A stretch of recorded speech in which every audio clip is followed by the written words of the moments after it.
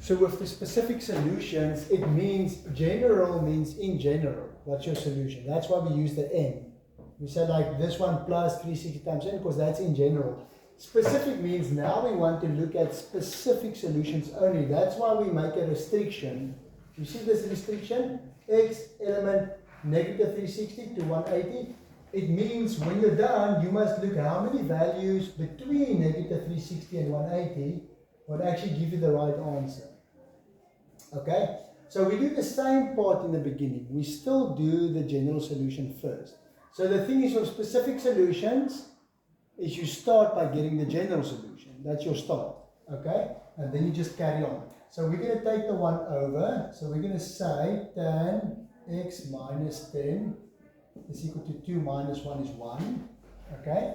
Then we ask ourselves, where is tan equal to 1 at 45?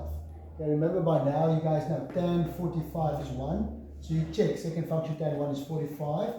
Therefore, x minus 10 must be equal to 45. Okay?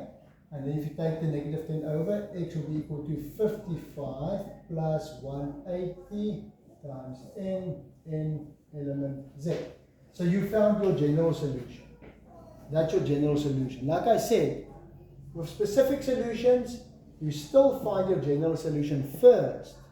Now we check. They said x must be between negative 360 and 180. So there's a restriction now. So now we check what happens when you make n 0. You start with 0, because remember n element z. So we're looking at integers. So if you substitute 0 in here, it's 55 plus 180 times 0, which is 55. So you're going to say my first solution is 55 degrees. Then you say, okay, what if we make n 1? What is 55 plus 180 times 1? It's 223. 235, sorry, 235. So when you add 180, 55 plus 180, it's bigger than 180. But you're supposed to stop at 180. So you say that one's not going to work. If I put 1 in here, it's not going to work. What about negative 1? 55 plus 180 times negative 1. So then it's actually 55 minus 180. Okay? What does that give you? Negative 125.